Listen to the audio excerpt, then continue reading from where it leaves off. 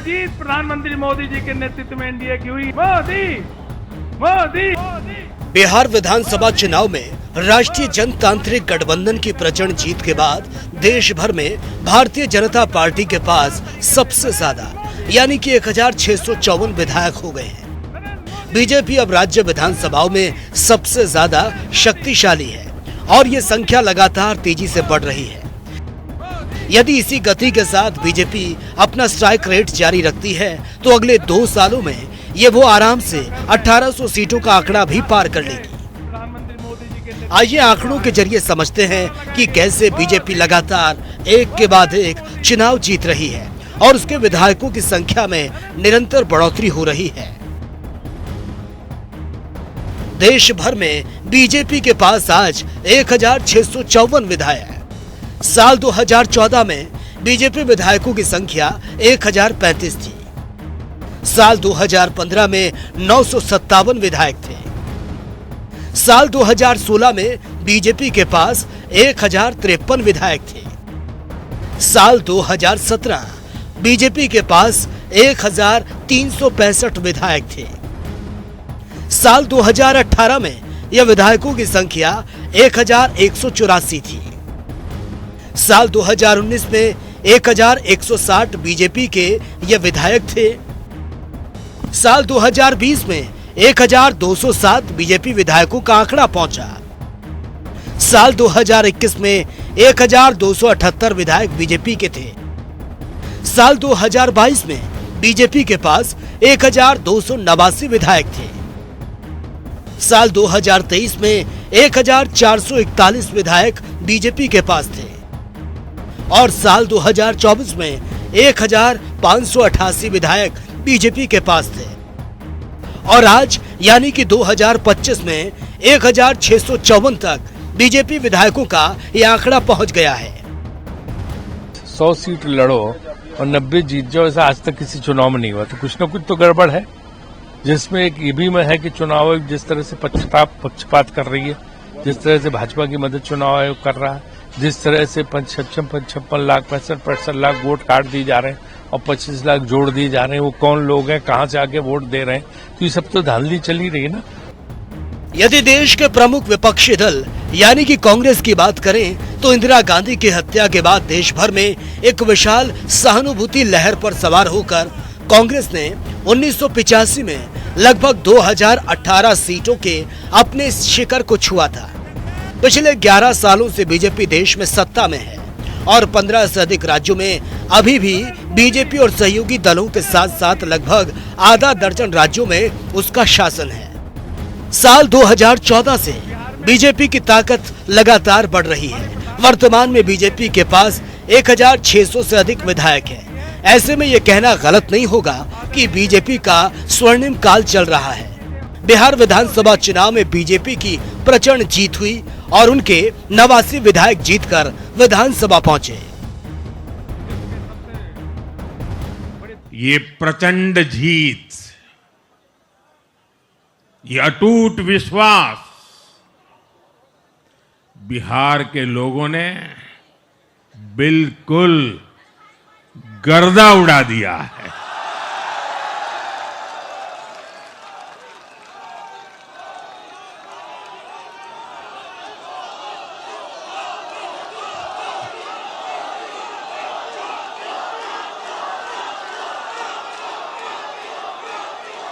आज बिहार के घर घर में मखाने की खीर बनाना पक्का कर दिया है और मुझे खुशी हुई कि यहां भी मखाना की खीर सबको खिलाई गई है।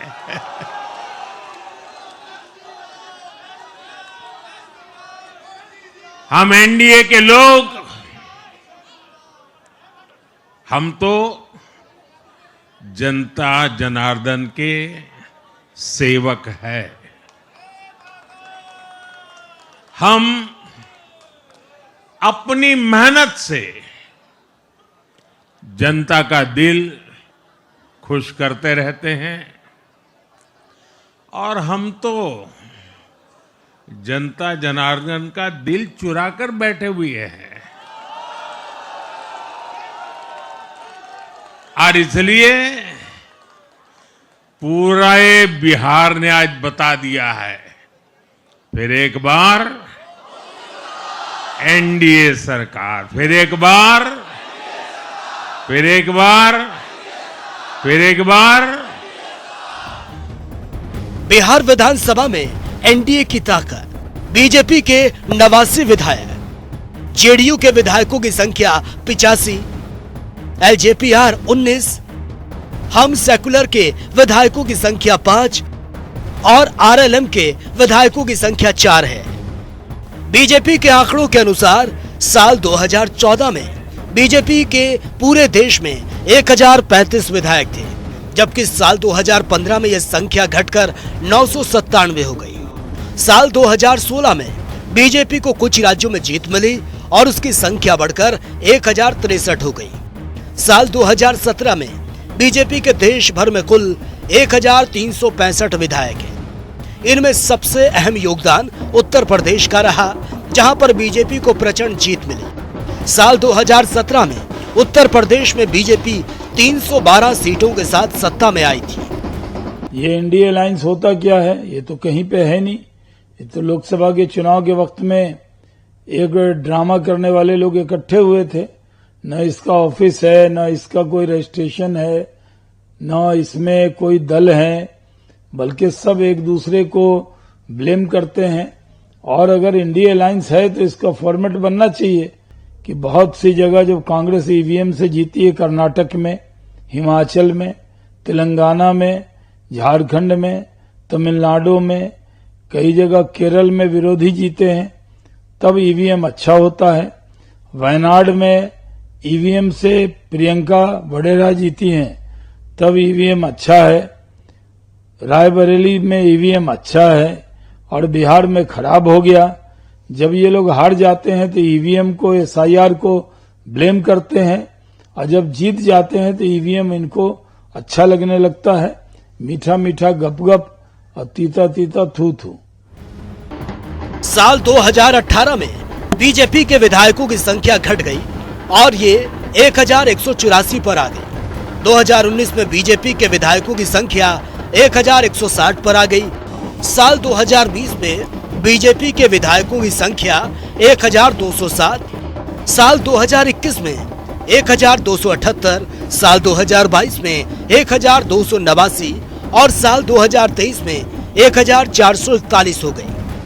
वहीं साल 2024 के लोकसभा चुनाव में बीजेपी को बड़ा झटका लगा, लेकिन हरियाणा और महाराष्ट्र के विधानसभा चुनाव में उसे जीत मिली। साल 2024 में बीजेपी के विधायकों की संख्या 1588 पहुंच गई। अब 2025 खत्म होने वाला है और बिहार विधानसभा चुनाव भी खत्म हो गया। बिहार विधानसभा चुनाव के बाद बीजेपी देश भर में 1654 बीजेपी के विधायक हो गए, जो अब तक के सबसे ज्यादा हैं। देखिए, लोग जो भी, अगर मैं कुछ कह रहा हूं, ये मेरा अनुभव है लोगों के बीच में रहकर कि देखिए, अगर आज हम बैलेट पेपर से करते हैं तो जो परिणाम आएंगे बिल्कुल अलग आएंगे, इससे अलग आएंगे। तो जरूर लोग चाहते हैं कि अगर री इलेक्शन हो, पर मुझे पता है री इलेक्शन कभी नहीं होगा, क्योंकि वो चाहेंगे कि अब आगे बढ़े। अब वो तैयार करेंगे अगले स्टेट में जहां इलेक्शन है, तो उनका जो टीम है, ईसी, बीजेपी और सब लोग और जो भी एजेंसियां हैं, उनका जो ये टीम है, ये अगले इलेक्शन के लिए प्लानिंग करेंगे। अब ये है जो मैं कह रहा हूं, ये सारा जो मेरा अनुभव है लोगों के बीच में रहकर, और इस तरीके की सरकार जो आगे चलेगी वो खाली कुछ ही लोगों के लिए फायदा होगा, वो जैसे अडानी, अंबानी और अलग अलग लोग हैं। अब ये सारी चीजें मैं एको नहीं कर रहा हूं, ये चीजें हैं जो आपको दिखाई दे रहा है। सारे बंदरगाह, सारे एयरपोर्ट, हर चीज ले लिया है, हर चीज। चाहे महाराष्ट्र जाओ, वहां भी जो अडानी सब जगह दिखाई दे रहे। ये क्या है? ये कोई तरीका थोड़ी ना है। तो कोई अकाउंटेबिलिटी होनी चाहिए कि कितना पैसा खर्चा जा रहा है एक इलेक्शन में। और तो मेरा ये है कि अगर इलेक्शन दोबारा हो बिहार में और बैलेट पेपर के द्वारा हो, तो मुझे लग रहा है बिल्कुल अलग रिजल्ट आएंगे। पर मुझे यही है कि हम लोग लड़ते रहेंगे डेमोक्रेसी के लिए, देश के लोगों के लिए, देश के हित के लिए। चाहे आप राहुल प्रधानमंत्री बने या नहीं, हमारा मकसद वो नहीं है। देश को सेक्युलर रखना है, एकजुट रखना है और डेमोक्रेसी होनी चाहिए, जो हमारी सोच ये है और ये नेहरू जी के टाइम से चला आ रहा है। और मैं यही कहूंगा कि कोई भी पार्टी आगे बढ़े जो गठबंधन में है और कोई भी प्रधानमंत्री बने, पर फ्री एंड फेयर इलेक्शन होना बहुत ज्यादा महत्व रखती है।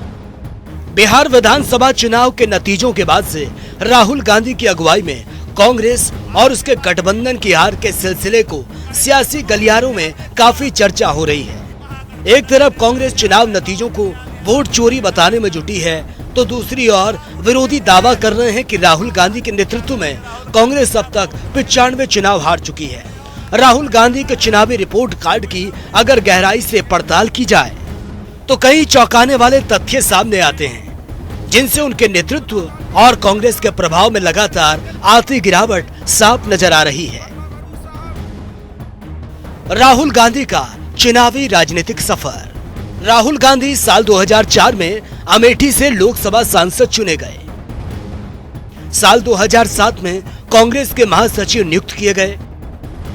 महासचिव के तौर पर राहुल गांधी यूथ कांग्रेस और NSUI के भी प्रभारी थे। साल 2013 में राहुल गांधी को कांग्रेस का उपाध्यक्ष बनाया गया। साल 2014 के लोकसभा चुनाव में पार्टी की तरफ से PM पद के उम्मीदवार घोषित हुए।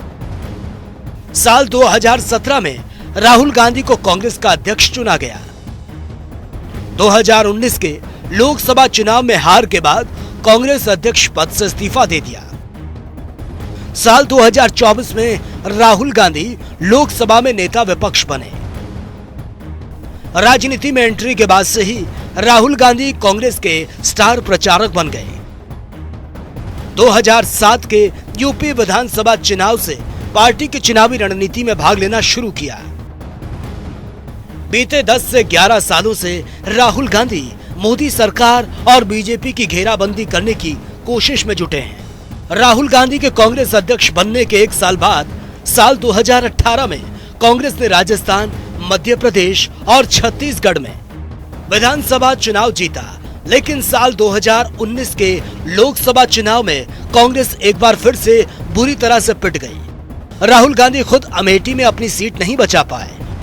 राहुल गांधी ने सितंबर 2022 से जनवरी 2023 के बीच कन्याकुमारी से कश्मीर तक भारत जोड़ो पदयात्रा की, जिसकी खूब चर्चा हुई। इसके बाद कांग्रेस ने कर्नाटक, हिमाचल प्रदेश और तेलंगाना में सरकार बनाई और लोकसभा चुनाव में अपनी सीटों की संख्या को लगभग 2 गुना यानी कि 52 से 99 तक पहुंचा दिया।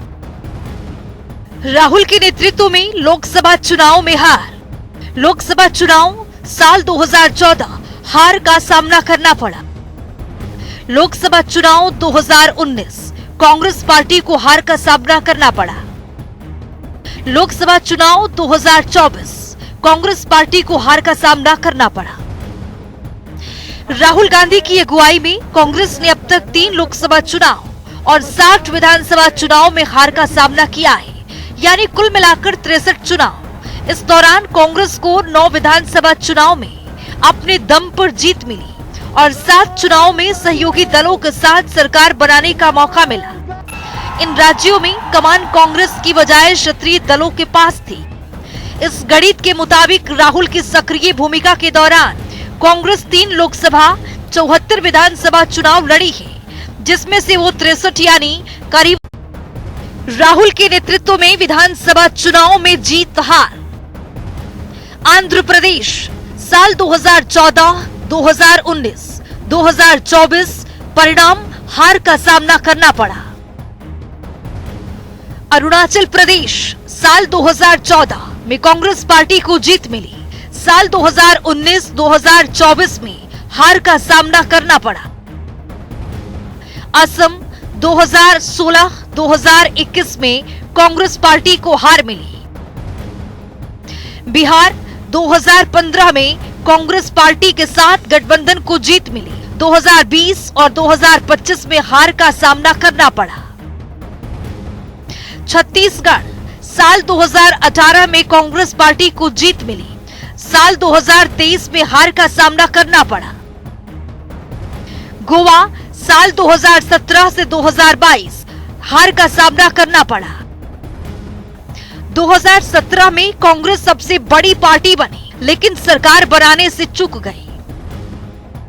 गुजरात साल 2017 साल 2022 में कांग्रेस पार्टी को हार मिली।